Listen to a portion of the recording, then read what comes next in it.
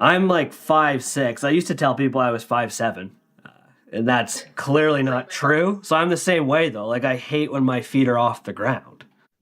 Yeah, so I like to sit like really flat. Is that better? Yes, much better. Okay. I know it was like this. It's not perfect, but it's much better. Okay. Sorry. Do you hate sitting in booths at restaurants?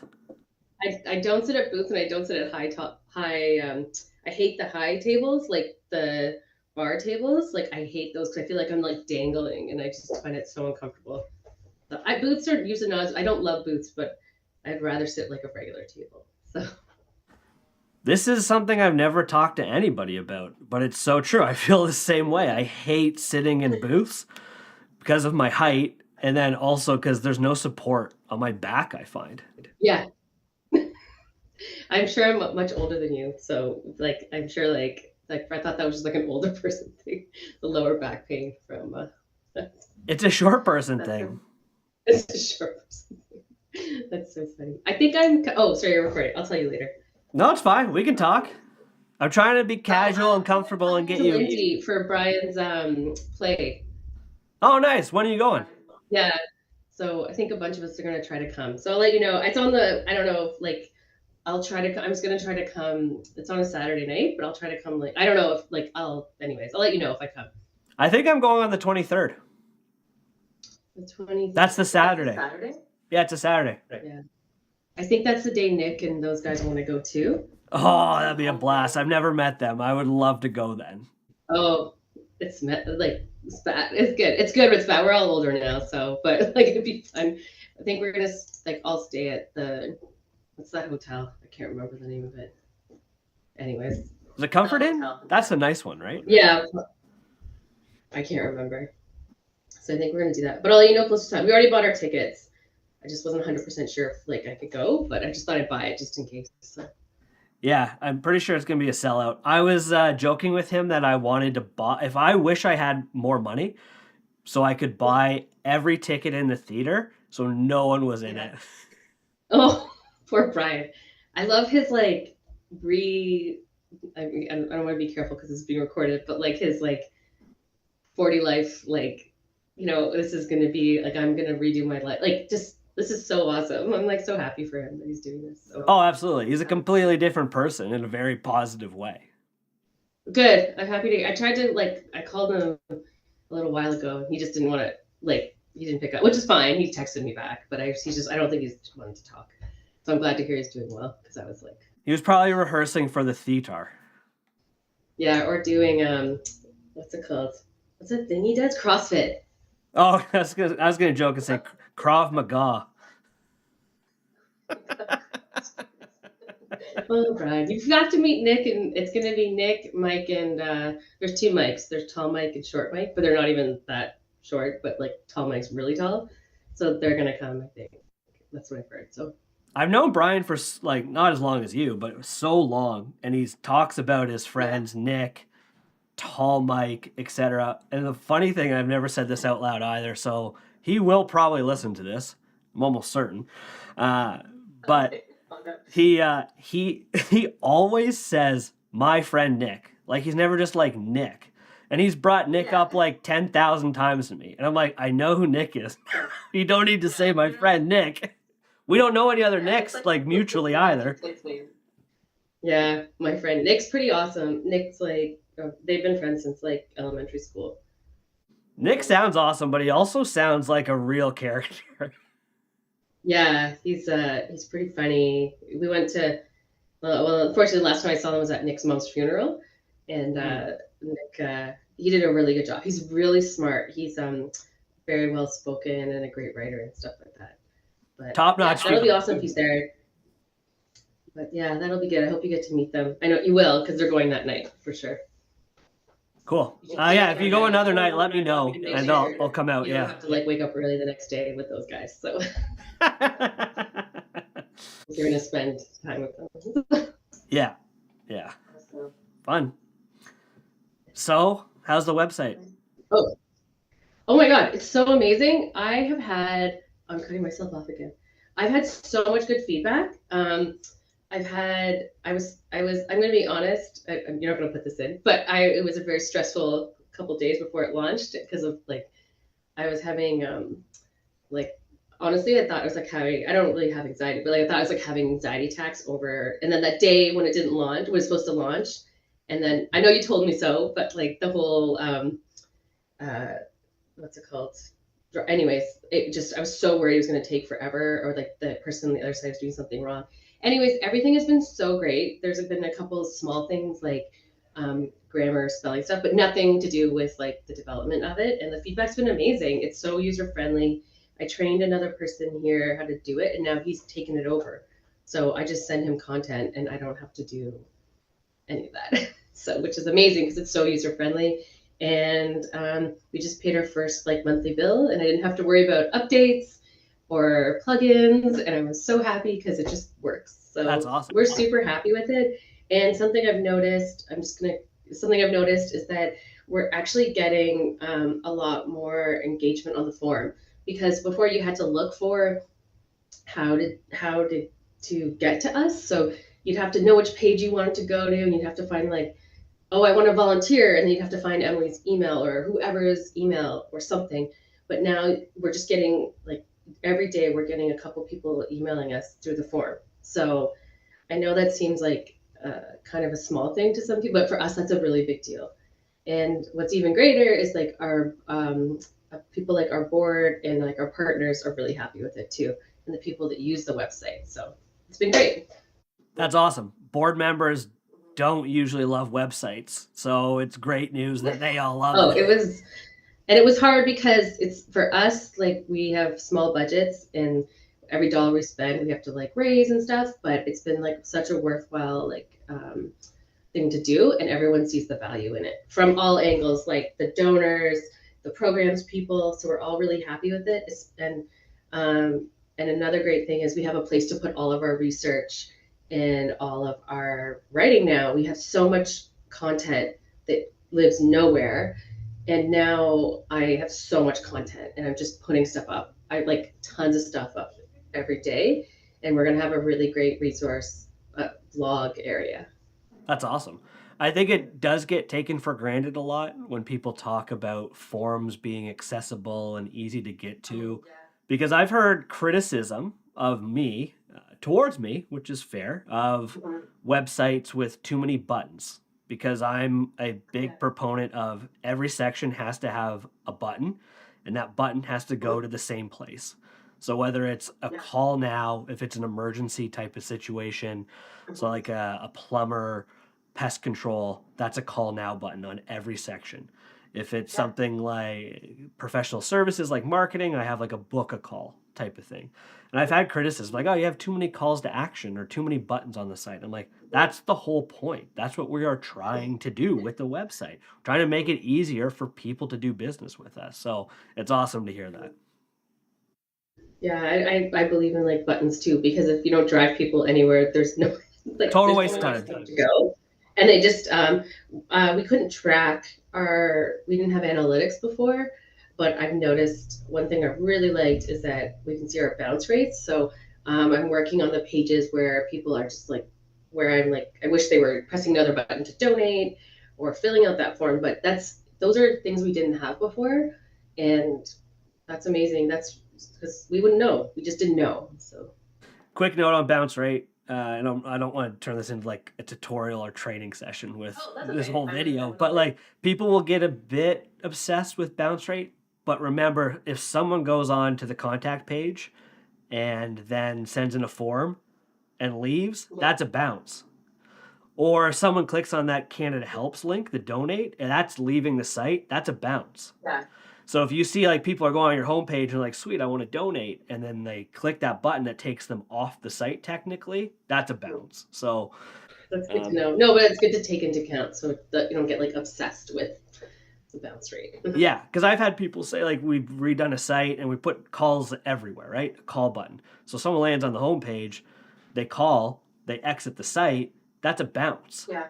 But like we got what we wanted, so Yeah, they called. yeah, exactly. Yeah. So, cycle back a bit. Tell me a bit about Ernestine's.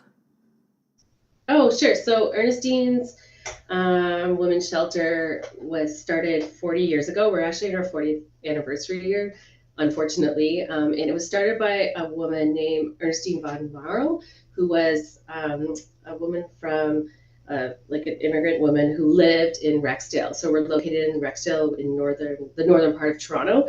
And for those of people who don't know, Rexdale is a really high needs area, an underserviced neighborhood of Toronto. So it's very far north of the city center. And what she saw was that there was a need for services. She not only started Ernestine, she actually started a lot of social services up in Rexdale, but Ernestine's the shelter was an actual like a house before. Now we're a building, and she would take women and their children from like abusive situations, just bring them to the house. And what started was then a community around that, a community of women around her, and a collective of women who supported the house, like the shelter. And then when it became a former shelter, like a formal shelter, it was called Ernestine's. And so it started from not just, but like a place where women and children would go to escape violence, to now we're 32 bed, full service shelter. That means that people come here and they get counseling. We have a child and youth program. We even have a pet program, because a lot of people won't leave a violent situation if they know their pet's still there. So we have that. We have legal and immigrant services, but not only do we have those programs, now we have an outreach program. And the outreach program serves like 650 people in the community through our food bank and other services. So the people in our outreach program basically can access all the shelter programs, except for they don't live here. And maybe it's because they're not ready to leave, or unfortunately there's actually no space, which is another whole other issue where there's not enough shelter spaces everywhere in Canada, pretty much. So yeah, that's what, in a nutshell, what Ernestine's is. We let any person that identifies as a woman can come here, trans women, non-binary women, and their families and their children. So we don't say no in that case. What drew you to working there? Oh, so I really to be honest, I worked in publishing for like a really long time in my parents' family business, which I really enjoyed. But I never was really like super fulfilled by it, to be honest. Oh my God. So it was like, I learned so much by it, working there, but I never felt like I wanted to make more of an impact. And then during the pandemic, so many things changed, and it just made me think like more like, what do I really want to do, and what do I really care about, to be honest. And I thought like, I'm just going to try and make a change. And so I went from there, and I worked in like digital, like email marketing and another not-for-profit, and I learned so much there. But what I missed that I had at my old job was like the working with people part, and like work and feeling that impact, and also having a job that was diverse, because at Ernestine's, because we're small, the good part about that is you get to do so many things. So you get to be like the fundraising manager, but you're also the communications manager and the volunteer manager. And so you get to do a lot of interesting things, but part of the drawback is that you are the only person that does those things. So it's a lot, but it's really fulfilling. And the team here is really amazing, because it's like a really collective, we're all working towards the same thing and really believe in the mission. And when they hire here, they really take into account fit, like culture fit's really important.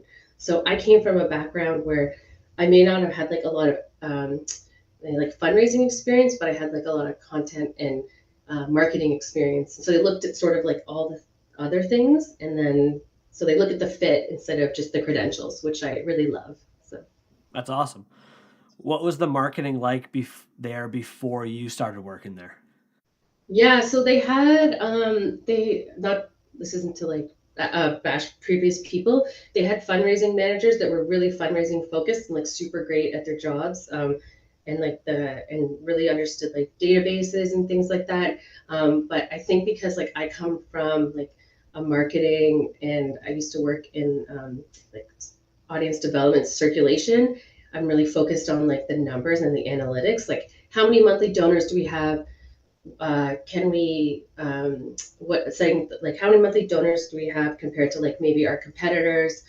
How can we get to them? Like how do we get another gift from them? Those are the things like I really focused on. And we also made some changes when I came. We used to have a communications coordinator. We no longer have a communications coordinator, but we work with an outside agency. So it's sort of like which has been really wonderful. Not to say having the communications manager or coordinator moved on, but I think the difference there is that you can like take on when you need the projects are going on, you can sort of like a la carte them, and so that's been great. Cool. What was the website like before we redid it? Oh God, so embarrassed. I was just like embarrassed. So the website before was so just to backtrack. I think because it's a small organization, it's stuff like that. Even though it's so important when you're dealing with like emergencies, it just sort of it's hard to like keep up with. So we were working on WordPress before, and the problem with a lot of problems with it is that the people that were updating it were adding like a lot of pages and things like that. And not to be like critical, it's just they just weren't thinking of like the overall picture of the website because things were like it's an emergency, you got to do it now kind of thing. And we also, because we're on WordPress, we're keeping up with the updates, the plugin updates, like so which is a really big problem. And what happened was that it literally broke and we couldn't access the menu, a lot of the menu items. You could access things like if you Googled certain things, you could get this really crazy roundabout way to get them. But when we were looking into a new website, we wanted to prioritize that it was user friendly, like accessible, and that other people in the organization could make updates and easily do it. We also didn't want to rely on a third party to do those things for us. And that's one of the things that we really like about Squarespace, which what you suggested, which I wasn't even thinking about, was because it's like turnkey, you press a button for us. And so credit cards in there, I know it's going to be fine. I don't have to worry about security. If I leave tomorrow, it's going to run fine. Awesome. What problems were you trying to solve when you first reached out to me? Oh, so the biggest problem was the broken website and a clear vision. I was struggling with like what I wanted and like how I saw the website, whereas like what. So we have two audiences, which I really struggled with. We have people that need our services, and we have donors. And the people who need us for our services are like the priority. But then how do I balance that with the donors? And so I was really struggling with that part of it, and so I think that you really helped with that process. How do we like serve both of those audiences, but we both get what we want? I get like people that can donate quickly and get to me, but I also know that people can get our services and call the crisis line. Sweet. I know you talked about it already, but do you want to describe how you feel now about the website? Oh, well, we're all so happy with the website. It's like a weight lifted off of our shoulders. It honestly is. Um, I think like you use the word game changer, and it really is for us because the website before didn't reflect who we are and like the work we do. And that's something that being a small organization that does so much, we really struggle with. How do we get people to understand like all the important work that's being done here, and how do we get people to be able to access the services? So it's really fulfilled that, and it's not just me saying that, it's other people saying that, including like our board members and supporters, other staff members. Awesome. What was it like working with me? Oh, it was good. I appreciated your patience with me. I know I was like a team of one, and in the beginning you said like two things to me, like it's going to be the content and the domain that's going to slow us down. I was like, no, it's not. But it was me. And so I appreciated your patience and and also the way you like were steering me in certain directions, but without like patiently, but without, you weren't like overbearing, like you have to do it this way. We had good conversations about why things had to go, why we should do things a certain way. And I appreciated that. And also your access to you when I needed it. I know that that's not always something you get from people. So when something came up or a change, I really did appreciate that because I know it's not easy for you or a developer or like any agency to work like that. But it's just how we work. So yeah. No, that's awesome. I hate working with boards, as we talked about. And I was not Yeah. reluctant because I know you a little bit and we didn't work together in the past. We had just talked a couple No. years ago, Yeah. right? Right. And if it weren't for you, I don't know if I would have wanted to work with a board because there's so many voices and opinions, and it's so not easy for me, but easy to converse with somebody, give expectations. You were understanding, like, yeah, of course. And then in the back of my head, it's always like, you get it, but the other people aren't. And that's when it's going to be a problem. And I don't know if I've ever had a better experience working with a not for profit or a board before, frankly, because of you. And like we just were easy to work with and just made everything simple. Like you managed it well. Like it was great. So thank you. Oh, I really appreciate you saying that, because there was like those 3 o'clock in the morning, like me being like, I gotta do this, I gotta do that. So that means a lot to me. And I also think it shows, like, I know I talked about working here and how wonderful it is, but um, I really felt supported by like my director and executive director. They really respect my opinions and your opinion. And and when things we were always like open to discussion, like, and which I really think is amazing. So thank you for saying that, and I will definitely reiterate that to back to the team here. That's awesome. And realistically, like we didn't miss our deadline, but we had a date set that we wanted to launch at. And like you said, I knew we weren't going to hit it because of content and domain access. I missed my deadline. Yeah. But we only missed that deadline by like a month and a half, which frankly is outstanding. Because, Really? oh no, for a project like this, with its size and scope and a board being involved and everything, easily could have been 6 to 12 months of a delay. Oh my God. So like a month and a half, I was like, this is great. So it was. You know what? I underestimated the work that I needed to do, like the content side. And if I had unlimited budget, I would have paid someone to do the content. So, and because, and I found that like that was the part that I overestimated, like I was underestimated at the time. And and then I had to really step back sometimes and think about like the purpose, because I was like this, and this, and I was falling into the old trap of like too much content, too many words, which, yeah, but I think if I ever did it again, when I do it again, or when we do it again, I would definitely be more realistic about timelines, like for me, not for you. But you and your team met all your goals, like your milestones. So there was nothing. Yeah, that was totally fine. You were like ahead of it, and I was behind. Awesome. One last thing, just kind of thinking off here is, do you want to comment at all on how you seemed, I think, surprised by the cost, that you were able to get it for less than you were anticipating?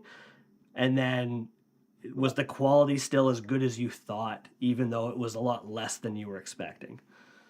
Yeah, definitely. So, I mean, I guess any person for a project like this, I got multiple quotes and like talked to many people, including colleagues in the sector who had recently redone their websites. So I was doing a lot of research, and we set a budget, or like I don't even say like a budget, like a tight budget. It was like, this is how much we have for everything, and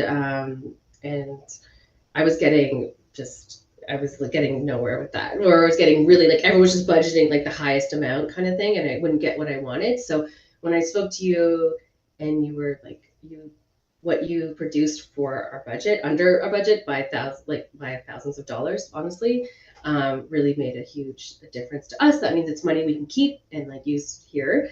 But I was really surprised and the quality was great. So I hope that, yeah, I was really happy. We're all really happy, and nobody complained about signing those like checks over and all those kinds of things. So. Awesome. Cool. That's it. That wasn't so bad.